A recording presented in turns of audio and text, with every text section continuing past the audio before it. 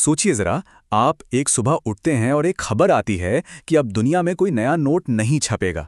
और तो और सारे बैंक के दरवाजे बंद हो चुके हैं। अचानक आपके मोबाइल स्क्रीन पर जो बैलेंस दिख रहा था वो गायब हो जाता है। जाहिर है दिल की धड़कनें तेज हो जाएंगी और दिमाग में सिर्फ एक ही सवाल घूमेगा। क्या उस दिन आप तब भी सुरक्षित रहेंगे या एक ही झटके में सब कुछ खत्म हो जाएगा? यही वो सवाल है जो सबसे ज्यादा डराता है। ऐसा इसलिए होता है क्योंकि हम में से ज्यादातर लोग पैसा कमाने और खर्च करने में तो माहिर हैं, लेकिन पैसा असल में है क्या, इसे समझने की कोशिश बहुत कम करते हैं। तो चलिए आज इसी में गहराई से उतरते हैं और पैसे के असली मतलब को समझते हैं। पैसा है क्या आखिर? ये सिर्फ कागज का एक टुकड़ा नहीं है और न ही बैंक अकाउंट में लिखा कोई नंबर। पैसा असल में एक विश्वास है, एक भरोसा है। आज अगर हमारे हाथ में 500 रुपए का नोट है तो उसकी असली ताकत उस कागज में नहीं बल्कि इस भरोसे में है कि कोई भी दुकानदार उस नोट के बदले सामान दे देगा। जिस दिन ये भरोसा टूट गया उस दिन वो नोट सिर्फ एक कागज का टुकड़ा रह जाएगा। और यही भरोसा, यही विश्वास हमारे दो सबसे बड़े इमोशंस को कंट्रोल करता है, डर और लालच। एक डर कि कहीं ये पैसा खत्म ना हो जाए और दूसरा लालच कि इसे और ज्यादा कैसे कमाया जाए। और इसी डर और लालच के चक्कर में पैसा धीरे धीरे हमारी आज़ादी पर हावी होने लगता है। ये एक ऐसी ताकत है जिसे अगर समझा न जाए तो इंसान को अपने ही बनाए सिस्टम का गुलाम बना सकती है। तो सवाल ये उठता है कि ये सिस्टम आखिर बना कैसे? चलिए अब पैसे के सिस्टम के एवोल्यूशन को समझते हैं कि ये कहाँ से शुरू हुआ और आज हम तक कैसे पहुंचा है। सोचिए, बहुत पुराने जमाने में जब पैसा था ही नहीं, लोग बाटा सिस्टम यानी वस्तु विनिमय का इस्तेमाल करते थे।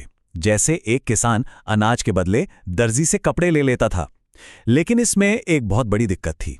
क्या हो अगर सामने वाले को आपकी चीज चाहिए ही ना हो?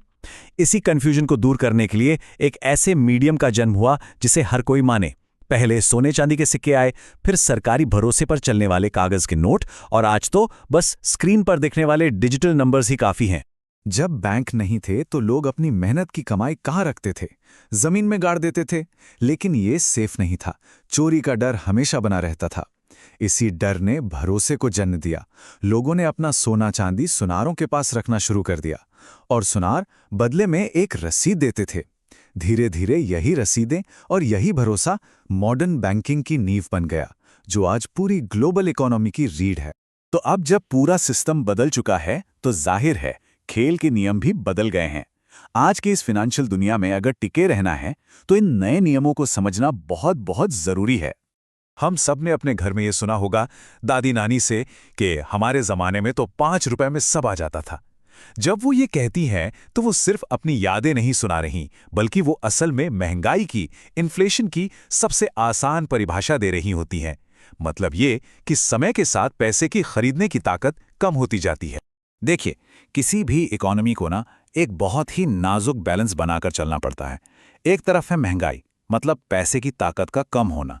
दूसरी तरफ है डिफ्लेशन, जहां कीमतें तो गिरती हैं पर कोई खरीदने वाला ही नहीं होता। और फिर आती है मंदी, जब इकोनॉमी की ग्रोथ रुक जाती है। सरकारें और सेंट्रल बैंक हमेशा इसी बैलेंस को साधने में लगे रहते हैं। इस नए खेल का एक और बहुत जरूरी नियम है कर्ज को समझना।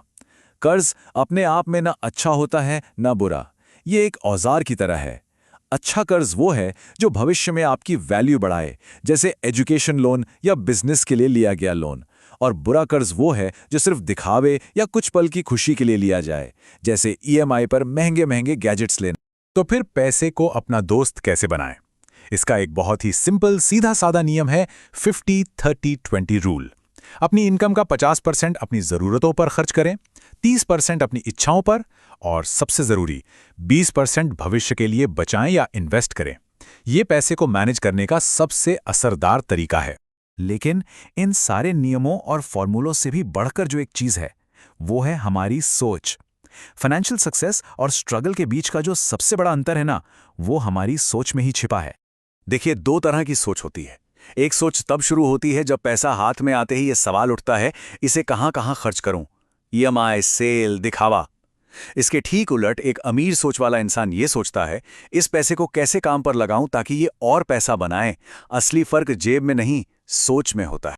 और अमीर सोच का जो पहला कदम है वो है इन्वेस्टिंग। इसके भी बस 3 सिंपल से नियम हैं। पहला, जितनी जल्दी हो सके शुरू करें ताकि कंपाउंडिंग की ताकत आपके लिए काम करे। दूसरा, लगातार इन्वेस्ट करते रहें, चाहे बाजार ऊपर हो या नीचे। और तीसरा, लालच से बचें, रातों रात अमीर बनने के चक्कर में रिस्क ना लें। तो ये सब कुछ, ये सारी बातें हमें लेकर कहाँ जाती हैं? इसका असली मकसद, फाइनल गोल क्या है? चलिए अब समझते हैं कि असली आज़ादी और असली अमीरी का मतलब क्या है। असली लक्ष्य है फाइनेंशियल फ्रीडम, मतलब एक ऐसी स्टेट जहां आपको पैसे के लिए काम करने की जरूरत ही ना पड़े, बल्कि आपका पैसा आपके लिए काम करे। आपके इन्वेस्टमेंट से इतनी इनकम आ रही हो कि आपके सारे खर्चे आराम से निकल जाएं। आप काम करें लेकिन मजे के लिए, मजबूरी में नहीं। तो हमेशा याद रखिए, असली अमीरी ये नहीं कि किसी के पास कितनी दौलत है, बल्कि ये है कि पैसा अब उसकी जिंदगी को कंट्रोल नहीं कर रहा। पैसा सिर्फ एक जरिया है, असली मंजिल तो आज़ादी है। ये चुनने की आज़ादी कि आप अपनी जिंदगी को अपनी शर्तों पर कैसे जीना चाहते हैं। तो आखिर में ये सवाल अपने आप से पूछना बहुत ज़रूरी है कि आपका पैसा जो एक औजार है, वो आपके ये बना क्या रहा है? एक पिंजरा जो आपको कैद करता है, या एक चाबी जो आज़ादी के दरवाजे खोलती है? फैसला पूरी तरह से आपकी सोच और आपके कदमों पर है।